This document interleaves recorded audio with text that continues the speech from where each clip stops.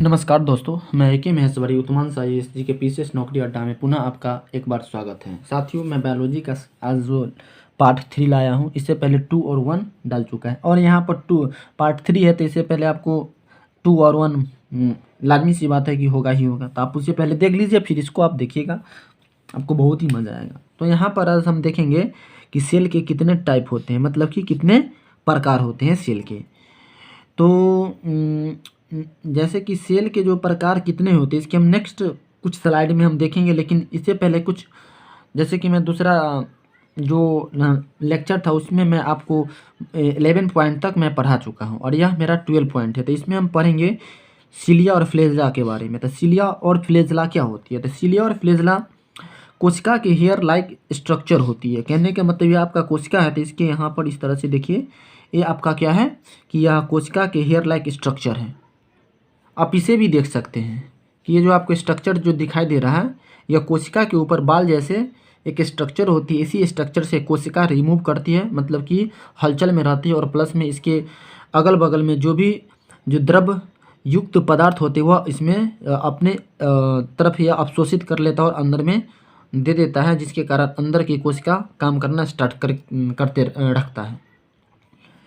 तो यहाँ पर जो सीलिया और फ्लेजला मात्र वह सीलिया और फ्लेजला पाया जाता है, प्लांट में ही पाया जाता है।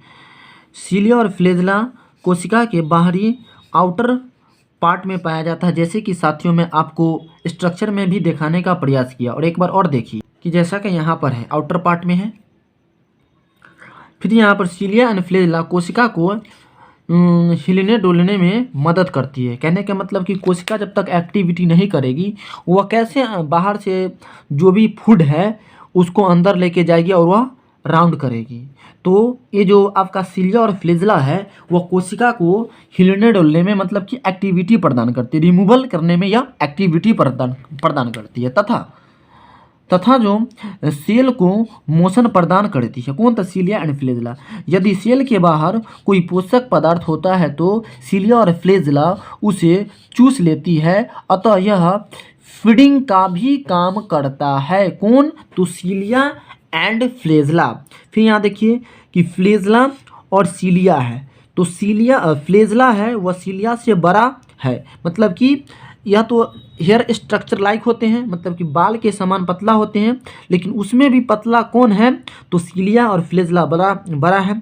और यह विशेष रूप से जो भी स्पर्म होता है उसको मोशन प्रदान करने में सीलिया और फ्लेजला करता है। क्योंकि आपको साथियों पता है कि जब अंडाणु में स्पर्म जाता है तो उसमें भी कोशिका रहता है, तो उस स्पर्म को आगे की ओर ले जाने में कौन? तो सीलिया और फ्लेजला। जो पूंछ के जैसा लगता है वो आप यहाँ पर स्ट्रक्चर फिगर में देखिए, किस तरह से आपको फिगर में दिखाई दे रहा है कि किस तरह से यहाँ पर जो स्पर्म है ओवम में किस तरह से प्रवेश करना चाह रही है।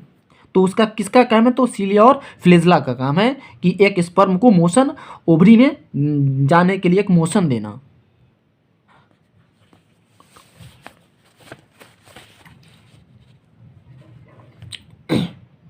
फिर यहाँ देखिए आपका जो है एक लवक होते हैं, मतलब कि एक लवक होता है, और जो लवक वह प्लास्टिड हम लोग इसको इंग्लिश में कहते हैं, और यह मात्र पादप में पाया जाता है।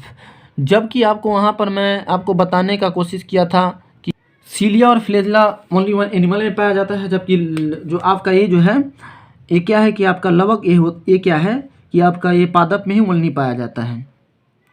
प्लास्टिड 3 तरह के होते हैं, मतलब कि लवक 3 तरह के होते हैं। एक आपका आता है क्लोरोप्लास्ट यानी हरित लवक, ल्यूकोप्लास्ट यानी अवर्णित लवक, और क्रोमोप्लास्ट यानी वर्णित लवक। क्लोरोप्लास्ट क्या होता है कि यह पत्ती और तना को क्या करता है कि भोजन बनाने का एक प्रक्रिया, मतलब कि फोटोसिंथेसिस कहाँ होता है? तो क्लोरोप्लास्ट में होता है। और क्लोरोप्लास्ट में क्या होता है? मैग्नीशियम होता है, और उस मैग्नीशियम में क्या होता है? क्लोरोफिल होता है। हाँ, क्लोरोप्लास्ट में। और उस क्लोरोप्लास्ट में क्या होता है कि आपको मैग्नीशियम होता है, जिसके कारण पत्ता जो होता है वह सूर्य के प्रकाश की रोशनी से खाना बनाने का काम करता है। तो क्लोरोप्लास्ट में क्या होता है कि पत्ती वह जो है वह भोजन यानी फीड बनाने का काम करता है, भोजन को बनाने का काम करता है। जबकि ल्यूकोप्लास्ट वर्णित लवक है, यह जो जड़ को, मूल को और भोजन संग्रह करने का काम करता है। सपोज दैट कीजिए कि पत्ता खाना बना दिया है, तो फिर वह बना हुआ खाना किसी न किसी स्टोरेज होना चाहिए। तो वह ल्यूकोप्लास्ट जो है वह खाना को जड़ या मूल में, मतलब कि मूल के मतलब आपका रूट हुआ, उसी में क्या भोजन मतलब कि संग्रह करके रखता है, इकट्ठा करके रखता है। क्योंकि आपातकाल में, जैसे कि लॉकडाउन मेरा लोग का लगा, तो वहाँ पर एक पौधा का भी लॉकडाउन होता है, जैसे कि पतझड़ का समय उसके लिए लॉकडाउन हो, तो वहाँ पर वह कैसे खाना खा सकता है। तो वह नीचे से जो जड़ और मूल में जो भी भोजन है उसको ऊपर में वो क्या करेगा, लेकर और सभी जो पौधा उसके ब्रांचेज को देगा। क्लोरोप्लास्ट का क्या काम होता है, रंग प्रदान करना। जैसे कि हम बहुत सारा जो पेड़ पौधे देखते हैं, एज आप इमेज भी देखिए कि किस तरह से एक फूल का रंग, एक कोई पौधा का रंग, फल का रंग, छाल का रंग, टहनी का रंग, ये सब रंगों जो प्रदान कौन करता है। तो यहाँ पर प्लास्टिड के जो लास्ट वाला है क्रोमो जो प्लास्ट है, वर्णित लवक। वर्णित के मतलब होता है रंग, मतलब क्रोमो को मतलब रंग होता है, और अवर्णित के मतलब रंग नहीं होता है। तो आई होप साथियों इमेज में भी आप देख सकते हैं और देख लिए। और हम लोग देखते हैं कि गाजर का जो रंग लाल होता है कैरोटीन के कारण, चुकंदर का जो रंग लाल होता है विटामिन के कारण, टमाटर का जो रंग लाल होता है लाइकोपेन के कारण, पपीता का जो रंग पीला होता है वह जेंथोफिल के कारण। ये सब कैसे हम लोग जानते हैं, तो वर्णित लवक में वैज्ञानिक ने पढ़ा उसको और निकाल की। तो यहाँ पर अब साथियों समझ में आ गया। यहाँ नोट एक देखिए आप कि एनिमल में सबसे बड़ा सेल अंग क्या है, केंद्रक है। मतलब कि एनिमल है उसमें अगर पूछेगा कि सबसे बड़ा सेल का अंग क्या है, तो केंद्रक है, जैसे कि बीच वाला भाग। जैसे यहाँ पर साथियों देखिए, जैसे कि पूरे सेल है और इसके बीच में क्या केंद्रक है। तो एनिमल के सबसे बड़ा वाला अंग क्या है, तो न्यूक्लियस है, मतलब कि केंद्रक है। और पादप में सबसे बड़ा सेल किस अंग का होता है, तो लवक का होता है। कहने का मतलब कि पादप के सेल में, मतलब कि पेड़ पौधा के कोशिका में सबसे बड़ा उस कोशिका के अंग क्या कहलाता है, तो लवक कहलाता है, मतलब प्लास्टिड कहलाता है। जबकि एनिमल में आपका जो केंद्रक कहलाता है। अगेन देखिए यहाँ 14 नंबर गुणसूत्र यानी क्रोमोसोम के बारे में हम देखते हैं। तो केंद्रक में उपस्थित तथा शरीर के निर्माण में भूमिका निभाता है कौन, तो क्रोमोसोम। यहाँ पर आप फिगर भी देखिए, हमारे मोस्टली शरीर के पार्ट जोड़े में हैं और गुणसूत्र भी जोड़ा होता है। कहने का मतलब कि ये जो आपका क्रोमोसोम है, क्रोमोसोम है। तो क्रोमोसोम हम लोग जो देखते हैं वो कितने होते हैं, तो क्रोमोसोम की संख्या आपको पता है कि अगर एक एक करके करेंगे तो 46 को, जोड़ा में करेंगे तो 23 है, जोड़ा में होता है। और इसी क्रोमोसोम में डीएनए पाया जाता है, आरएनए पाया जाता है, जीन पाया जाता है ना। क्रोमोसोम में ये सब रहता है। और इसका जो एक अलग से साथियों वीडियो रहेगा, क्रोमोसोम का वीडियो रहेगा, डीएनए का वीडियो रहेगा, आरएनए का रहेगा, और जीन का एक ऑलरेडी आपका सेपरेट मिलेगा। लेकिन यहाँ पर आपको सेल ओनली देखना है। अब मानव में 46 क्रोमोसोम होते हैं और जोड़ा में पूछा जाए तो 23 होता है। तो अब साथियों आपको समझ में आ गया होगा। मेल में जो 44+2 क्रोमोसोम और फीमेल में 44+2 क्रोमोसोम।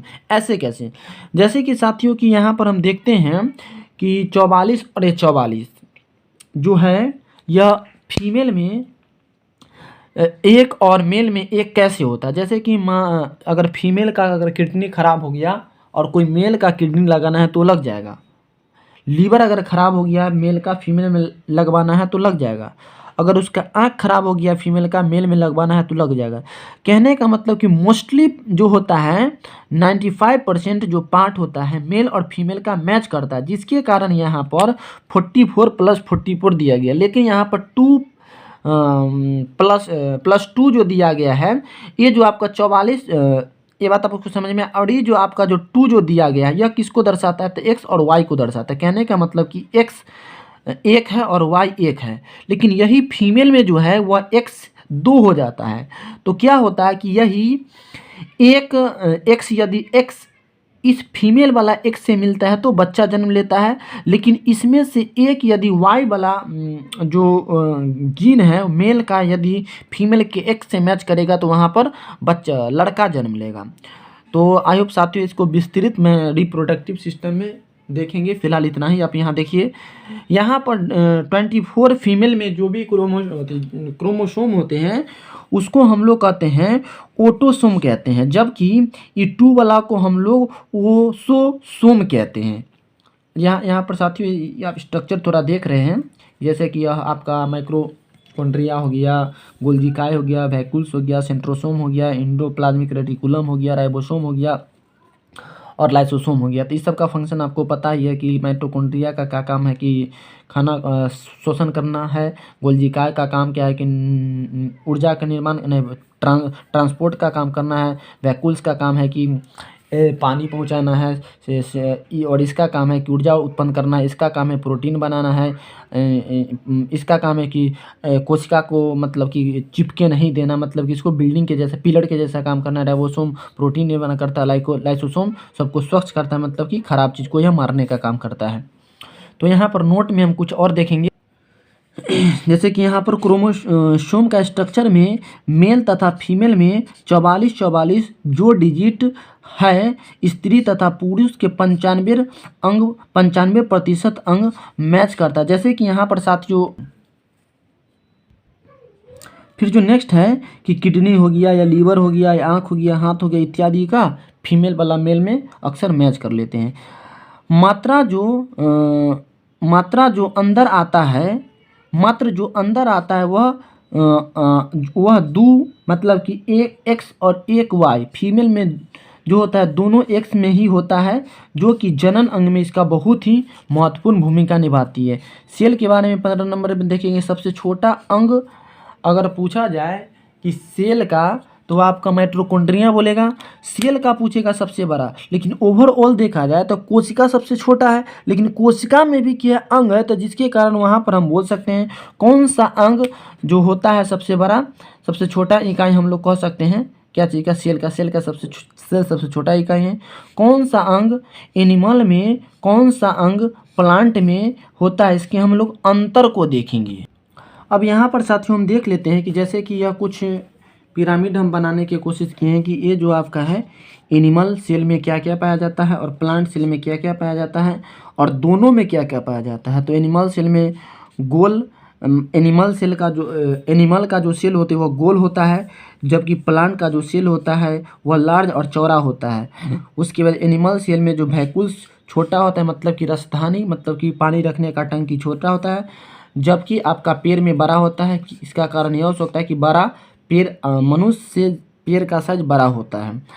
इसमें सीलिया और फ्लेजला होती है, जो हेयर स्ट्रक्चर होती है, जो कि आंतरिक बाह्य जो भी लिक्विड फेज में जो पदार्थ होते हैं उसको अवशोषित करने का काम करता है, जबकि इसमें आपका सेल वॉल होता है। अब यहाँ पर इसमें लाइसोसोम होता है, जबकि इसमें लाइसोसोम की गुंजाइश नहीं होती है।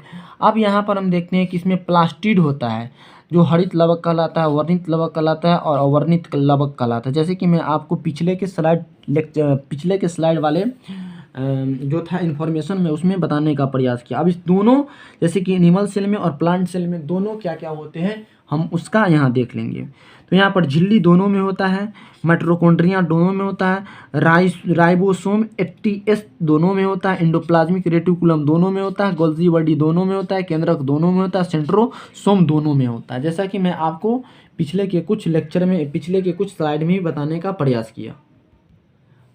अब हम यहाँ पर देखेंगे कि सेल के जो कितने प्रकार होते हैं। तो 2 प्रकार के होते हैं, एक प्रोकैरियोटिक सेल होता है, जबकि एक आपको यूकैरियोटिक सेल होता है। प्रोकैरियोटिक क्या होता है कि नंगी आंख से नहीं देख सकते, जबकि यूकैरियोटिक सेल को हम लोग नंगी आंख से देख सकते हैं। जैसे कि प्रोकैरियोटिक आरंभिक कोशिका होता है, जब अविकसित होता है, मतलब यह बढ़ता नहीं है, केवल यह मुख्य अंग के रूप में काम करता है, जैसे कि नील हरित शैवाल के रूप में यह रहता है। आकार में बहुत छोटा होने के कारण इसे हम लोग अपने नंगी आंखों से नहीं देख सकते हैं। इसे 200 m इसे जूम कर देने के बाद, इसको जूम जब हम लोग करते हैं ऐसे जूम, तब यह दिखाई देता है। नंगी आंखों से नहीं देख सकते हैं।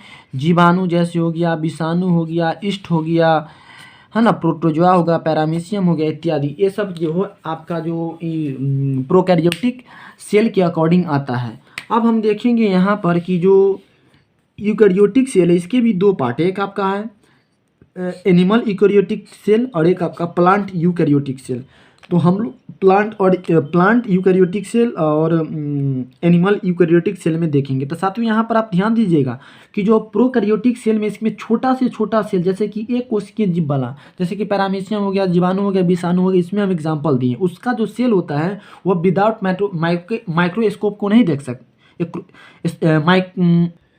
विदाउट माइक्रोस्कोप के हम उसको नहीं देख सकते हैं। उसको देखने के लिए हमको माइक्रोस्कोप की नेसेसिटी होती है, जबकि इसको हमको नंगी आंखों से एनिमल और प्लांट को देख सकते हैं। जैसे कि यहाँ पर आप देख सकते हैं इसके कुछ फॉर्मूला या फिर इसका कुछ एक्सप्लेनेशन। आप यहाँ देखिए कि इसमें जो प्रोकैरियोटिक कोशिका और यूकैरियोटिक कोशिका है ना, अब इन दोनों को देखते हैं कि दोनों में क्या डिफरेंसेस है, ठीक है ना। जैसे अब इसमें देखेंगे कि यूकैरियोटिक कोशिका और प्रोकैरियोटिक कोशिका में हम लोग क्या क्या डिफरेंस देख सकते हैं। जैसे कि प्रोकैरियोटिक कोशिका छोटी होती है जबकि यूकैरियोटिक कोशिका बड़ी होती है, इसको हम देख सकते हैं। इसीलिए इसको जैसे कि आदमी लोग का इसमें जो होता है नो इन्वेलप न्यूक्लियस, मतलब कि इसमें जो होता है प्रोकैरियोटिक कोशिका के ऊपर में कोई इन्वेलप नहीं रहता है। इन्वेलप कहने का मतलब कि कोई इसमें जो कवर नहीं रहता है, जबकि इसमें इन्वेलप रहता है। इसमें साथियों ध्यान दीजिएगा, आदमी आएगा मतलब एनिमल आएगा, प्लांट आएगा, इसमें छोटे छोटे कीट जैसे पैरामीशियम आ गया, जीवाणु आ गया, विषाणु आ गया, ये ध्यान से समझिएगा। श्वसन जीव द्रव से होता है जबकि श्वसन इसमें माइटोकॉन्ड्रिया से होता है, ठीक है ना। यह एक आपका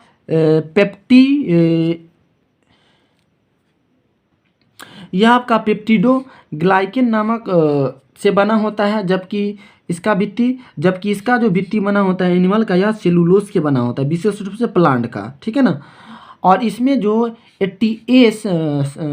70S राइबोसोम पाया जाता है, जबकि इसमें 80S राइबोसोम पाया जाता है। अभी बात बताइए कि सबसे ज़्यादा छोटा डिजिट मतलब कि सबसे छोटा शेप वाला चीज़ पहले दिखाई देगा या बड़ा शेप वाला, तो बड़ा शेप यहाँ देखिए कि 80S और 70S। तो 80S जो है वह किसको यूकैरियोटिक को डिनोट करता है अंक, जबकि आपका 70S यह आपका प्रोकैरियोटिक को प्रमोट करता है देखने में। अब इसमें क्या होता है कि माइटोकॉन्ड्रिया हो जाता है, गोल्जी बाय हो गया, गोल्जी बॉडी हो गया, इसके बाद आपका सेंट्रोसोम हो गया, लाइसोसोम हो गया। तो ये सब आपका किस में मिलेगा, तो यूकैरियोटिक में मिलेगा, जबकि यह माइटोकॉन्ड्रिया, गोल्जी काय, उसके बाद सेंट्रोसोम, लाइसोसोम, यह आपका यूकैरियोटिक में नहीं मिल सकता है विशेष रूप से। यह आपका विशेष रूप से यूकैरियोटिक का ही पार्ट है। तो साथियों यहाँ पर यह वीडियो समाप्त होता है। तो फिर एक नए वीडियो के